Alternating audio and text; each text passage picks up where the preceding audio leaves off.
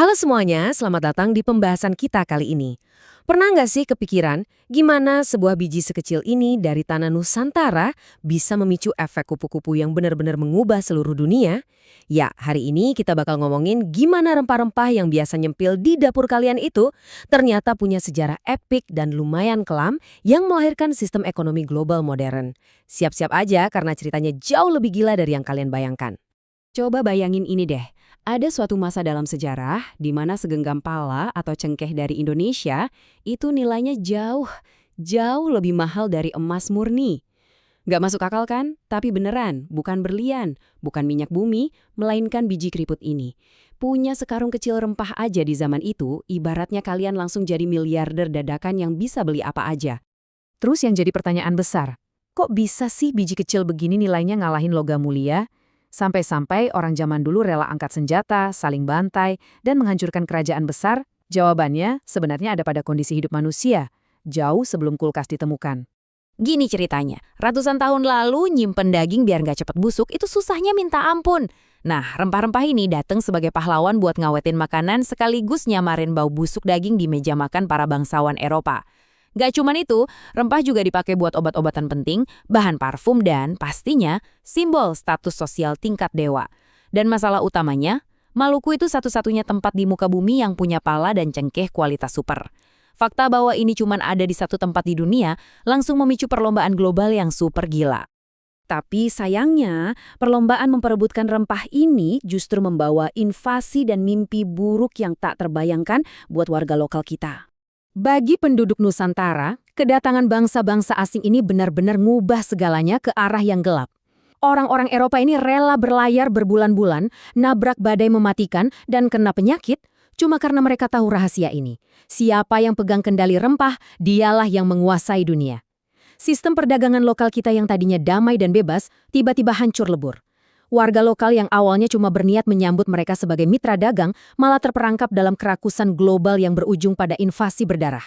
Kita ambil contoh bangsa Portugis deh. Waktu mereka mendarat di Maluku awal tahun 1500-an, mereka tuh nggak puas kalau cuma sekedar numpang dagang. Mereka maunya dominasi mutlak. Dan cara licik yang mereka pakai, mereka ikut campur urusan politik lokal, terus ngadu domba kerajaan-kerajaan di sana. Jadi kerajaan yang satu dibantu buat nyerang kerajaan yang lain, semuanya murni cuma demi ngamanin jalur rempah. Intinya, mereka mau monopoli penuh. Rempah-rempah itu cuma boleh dijual ke mereka. Titik. Tapi tunggu dulu. Portugis bukan satu-satunya pemain yang serakah. Nggak lama setelah itu, armada VOC dari Belanda tiba. Dan wow, mereka ngebuktiin diri jauh lebih brutal buat mastiin setiap butir pala di bumi ini cuma masuk ke kantong mereka. Bahkan lewat kekerasan yang ekstrim. Ambisi yang super rakus ini akhirnya mencapai titik didihnya pada tahun 1621. Sebuah puncak kekejaman yang akan selalu dicatat sejarah.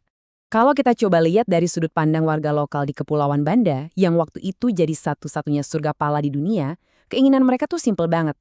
Mereka cuma pengen jualan hasil bumi mereka secara bebas dan damai ke siapa aja. Masuk akal kan? Tapi VOC nggak peduli. Mereka merespons keinginan merdeka ini dengan ancaman militer besar-besaran buat maksain monopoli mutlak.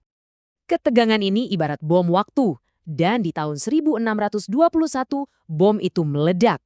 VOC melepaskan teror mengerikan yang jadi mimpi buruk panjang buat penduduk lokal yang sama sekali nggak bersalah. Cuma demi ngamanin status monopoli dagang, pasukan Belanda melakukan pembantaian massal. Ribuan warga lokal Banda dibunuh dengan sadis. Banyak yang diusir paksa dari tanah kelahirannya sendiri, dan gak sedikit yang malah dijadikan budak. Coba kalian bayangkan, masyarakat yang udah hidup tenang berdampingan dengan alam berabad-abad lamanya, tiba-tiba dilindas habis sama mesin perang asing yang cuma peduli sama tanaman di atas tanah mereka. Skala tragedinya ini beneran bikin nyesek. Sebuah peradaban di pulau kecil yang tadinya damai, hancur lebur jadi abu dan berubah menjadi neraka. Dan untuk apa? Cuma buat ngasih rasa ke daging orang-orang Eropa dan numpuk kekayaan para pedagang asing. Ini adalah pengorbanan manusia yang luar biasa gelap. Nah, dari tragedi lokal yang berdarah ini, mari kita bahas sebuah pertukaran absurd dalam sejarah yang bakal menghubungkan pulau kecil ini dengan peta dunia modern. Waktu itu, Inggris dan Belanda lagi berantem hebat mati-matian rebutan sebuah pulau super kecil penghasil pala di Banda yang namanya Pulau Run. Pertikaian ini sampai berujung pada sebuah kompromi bersejarah yang kalau dipikir-pikir sekarang, rasanya nggak masuk akal. Kira-kira apa sih yang rela dilepas Belanda ke Inggris demi bisa mempertahankan kendali penuh atas pulau berdarah ini? Jawabannya adalah Manhattan. Iya, kalian nggak salah dengar. Belanda sepakat nyerahin sebuah tanah rawa di Amerika yang mereka anggap kurang penting kepada Inggris, murni cuma biar Pulau Ran nggak diganggu-gugat.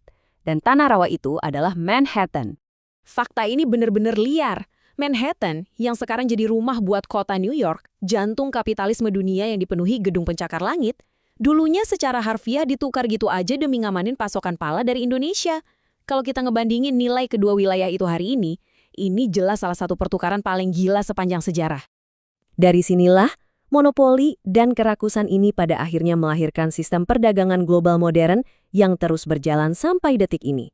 Jadi, poin krusial yang harus kita tangkap dari penelusuran kita kali ini adalah biji-biji kecil dari Nusantara ini fungsinya nggak cuma bikin makanan jadi enak, nggak sesimpel itu. Rempah-rempah ini adalah pemicu perang dunia skala kecil di zamannya. Mereka bawa penjajahan dan kehancuran total buat warga lokal dan meletakkan fondasi yang sangat brutal buat sistem kapitalisme monopoli modern. Rempah-rempah kita secara harfiah telah menggambar ulang peta dunia. Ini ninggalin kita pada satu pertanyaan penting. Besok-besok kalau kalian lagi di dapur dan mencium aroma pala atau cengkeh, akankah kalian ingat tentang nyawa manusia yang dikorbankan demi membawa aroma itu ke seluruh penjuru dunia? Di balik toples bumbu dapur kita yang kelihatan sepele, tersembunyi sejarah panjang yang tragis dan mengubah dunia secara fundamental.